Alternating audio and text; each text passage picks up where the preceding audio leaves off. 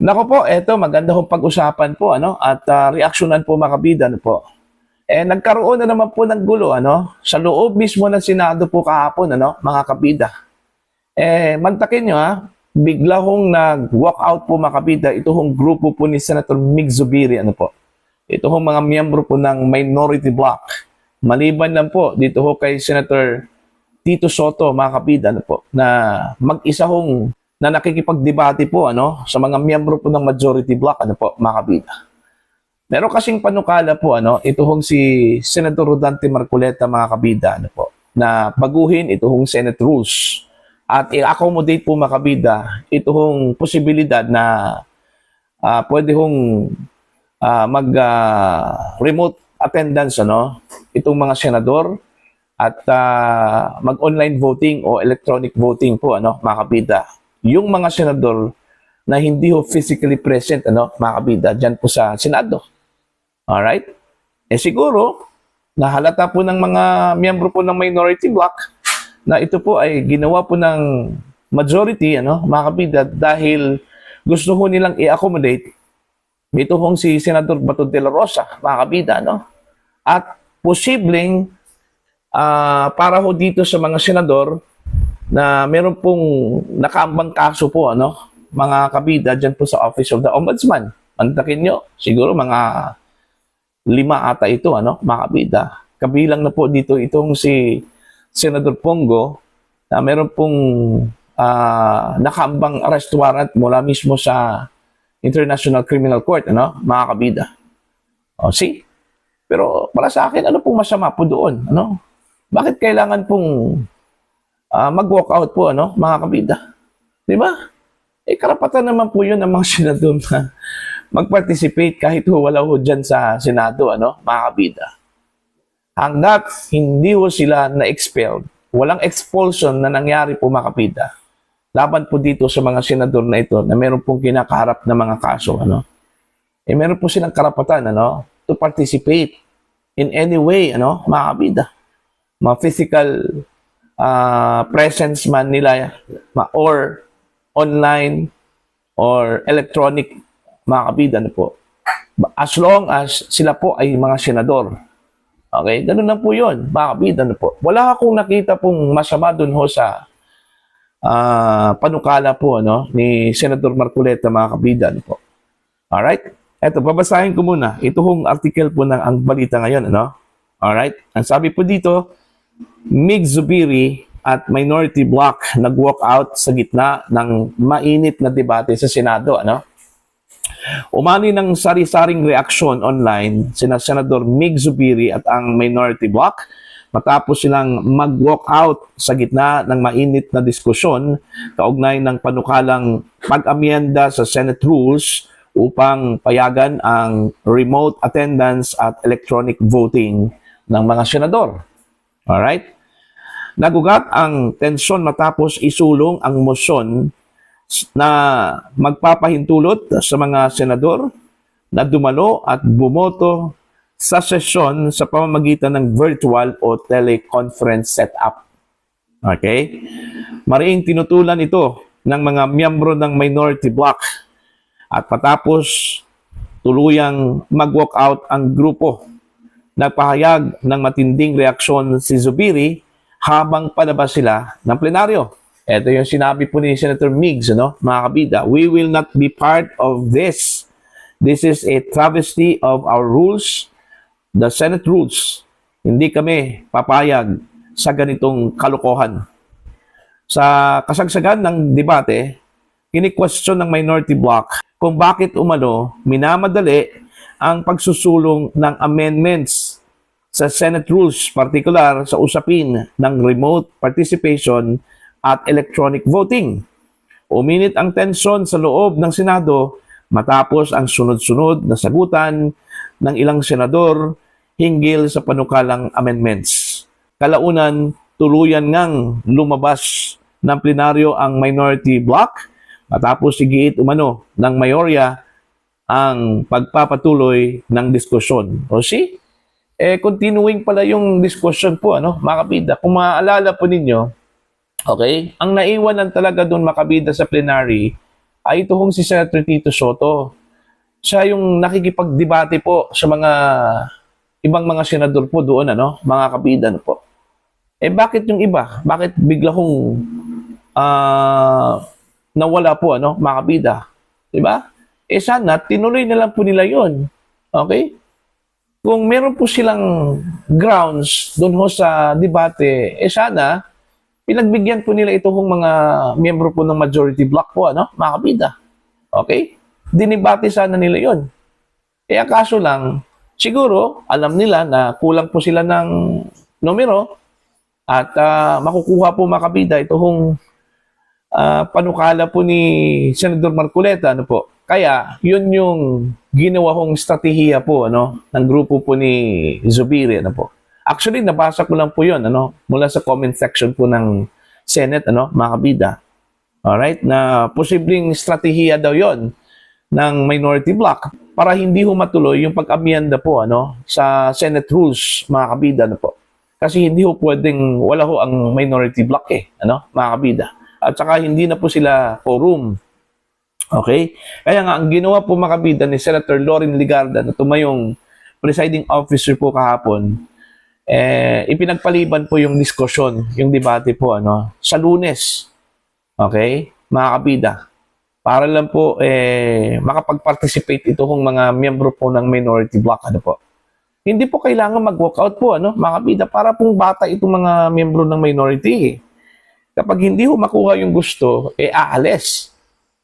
Alright, ganun po ba yun? Tapos, ang magmukhang masama ho dito ngayon, mga kabida, ito ho mga miyembro po ng majority block, Kasi kung basahin mo yung statement po ng minority block, mga kabida, para bang lumabas na minamadali, rush masyado yung panukala po mga kabida na maaprubahan, mga kabida, po. Kung nakita niyo yung live, hindi pa tinapos yung diskusyon Ongoing pa yung diskusyon, mga kabida, po. Kaya nga andun ho si Tito Soto po, mga kabida. Kasi kung nakita at nahalata po ni Senator Tito Soto ito hong pagmanipula po mga kabida ng majority block, okay? Sana umalis na rin po, ito hong si Tito Sen. Wala andun siya Nakikipagdebate pa rin, mga kabida, po. Ang masaklap lang po doon, iniwan po nila. Iniwan po ng minority block po, ito hong si Tito Sen. Yung kanilang leader po, mga kabida. See? Ako, personally, sa palagay ko po, strategy din yun, mga kabida. Ako, pabor ako dun ho sa isang comment, mga kabida, na strategiya lang po yon ng minority block para lang po mapigilan ito hong pagbalangkas po mga kabida ng Senate rules. Ako personally wala akong tutol po doon ho sa remote attendance. Okay? At saka dito ho sa online voting o electronic voting para ho sa mga senador. Lalong-lalo na po para doon ho sa mga senador na wala ho dyan sa Senado physically, mga kabida. Kasi posibleng may mga pagkakataon na hindi ho maka-attend ito hong mga senador, mga kabida, na pwede man lang umattend sa pamamagitan po ng Zoom, mga kabida. Sa kasalukuyang Senate rules ay wala kasi yan, mga kabida. Kaya nga siguro naisip po ng mga miyembro ng majority block na payagan po natin to kasi baka may mga pagkakataon po, mga kabida, na wala po itong mga senador at hindi ho makapag-attend physically, mga kabida, dahil siguro sa ibang mga bagay, ibang mga importanteng kanilang inaasikaso po, mga kabida, o di kaya nagkasakit, po, di ba?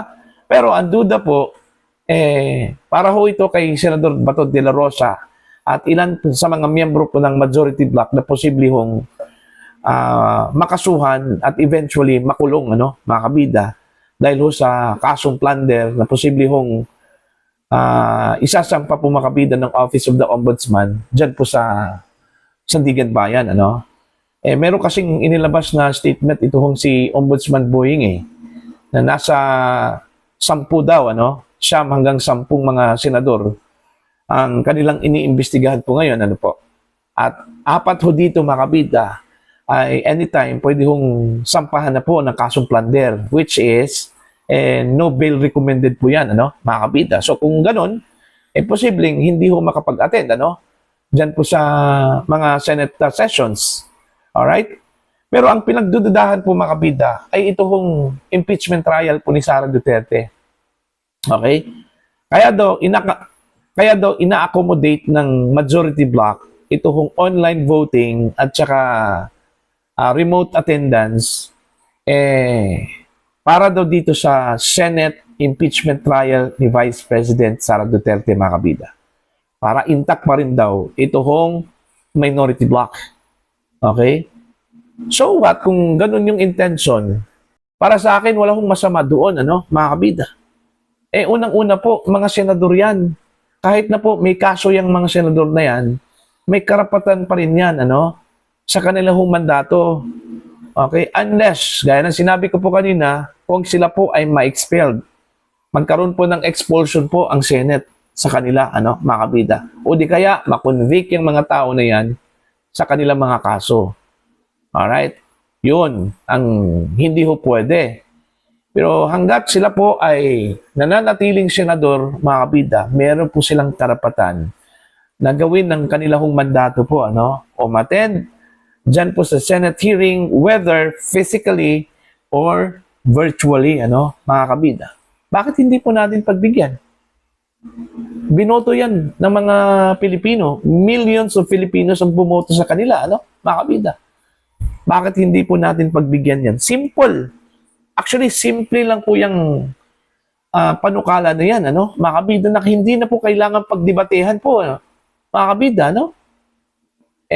Ang problema, posibleng natatakot lang po itong minority bloc na makumpleto pa rin itong majority, mga kabida, na po. At wala na po silang pagkakataon po, mga kabida, na makuha po itong leadership po ng Senado, ano po. Okay? Yun yung nakikita ho, ano, na posibleng dahilan, ano po, mga kabida. Kaya mahigpit na tinutulan po nila ito pong panukala po, ano, ni Senador Dante Marcoleta, mga kabida. So, sa madaling salita, personal interest pa rin, ano, ng mga senador ang kanilang iniisip po. Okay? Agenda pa rin ng minority bloc yung kanilang iniisip, mga kabida. Okay? Sa kagustuhang makuha itong Senate leadership, yun, ayaw ho nila dun ho sa panukalang yun, ano, mga kabida, ano po. Di ba? Be reasonable naman po.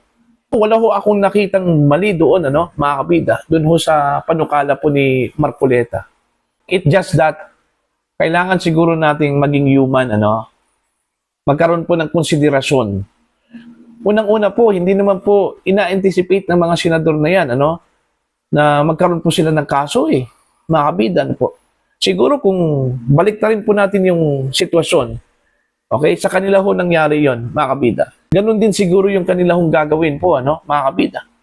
I-accommodate nila yung mga kasamahan po nila na posibleng may kakaharapin ng mga kaso po, ano, mga kabida. O di kaya makukulong. Di ba? Ganon lang po yun. Kumbaga, weather lang yan ngayon, nagkataon po, mga kabida, na nangyari ito sa hanay po ng majority bloc. So, gagawin talaga nila yon, ano, para lang po ma-accommodate po nila yung kanilang mga kasamahan. Again, wala hong masama doon ho sa panukala po, ano, ni Senador Marcoleta, mga kabida. Kasi, karapatan din yon ng mga senador na nahaharap po ngayon sa mga ganitong sitwasyon, ano, mga kabida. May mga kaso at yung isa pinaghahanap at yung isa po, mga kabida, posible hong aaristuhin po ng International Criminal Court, ano, mga kabida. Ang tinutukoy ko po ito si Senator Bongo, ano. Mantakin nyo, 6 po na mga senador ang posibleng mawawala dyan sa Senado, ano, mga kabida. Dahil ho sa arrest warrant mula sa International Criminal Court, 2 po yan na mga senador at 4 na mga senador po, mga kabidang meron pong kinakarap na kaso po, mga kabida, kasong plunder, walang bail recommended yan, ano, mga kabida. See? So, yun po, yung aking pananaw po, mga kabida, ano po, Para sa akin, wala hong problema dun ho sa panukala po ni Senator Rodante Marcoleta, no, mga kabida. Para sa akin, just po yun. Okay? Para ho sa mga senador na hindi ho makadalo dyan po sa Senado, mga kabida, sa kanila hong trabaho, ano po, due to some circumstances po, ano, mga kabida. Sana, pagbigyan po yun, ano, ng mga senador. Unless, o meron pong ibang agenda ito hong mga miyembro ng minority bloc, ano, mga kabida.